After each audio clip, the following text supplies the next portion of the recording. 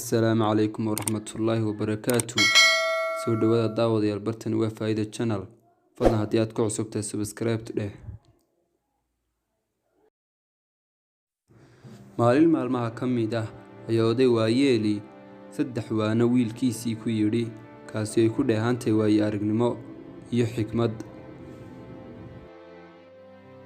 Odaygii waayeelkaha ayaa wiilkiisii ku yidhi, wiilkaygiiyow yaana saddex kaa faaruqin inta aad nooshahay.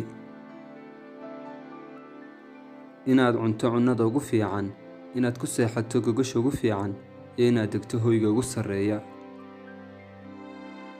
Wiilkii ayaa yidhi, aabba waxaynu dadaan waxba haysan, sidee igu suuro gelaysaa inaad sidaasi aan sameeyo?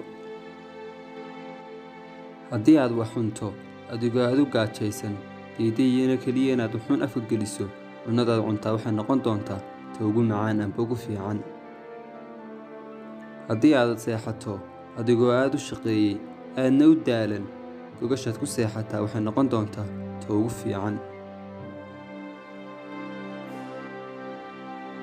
tii ugu dambaysay ayaa ahayd, haddii aad dadka wanaag kula dhaqanto waxaad degi doontaa qalbiyadooda, taasina waxay kaa dhigi doontaa mid degay hoygii ugu sarreeyey oo qalbiga ah.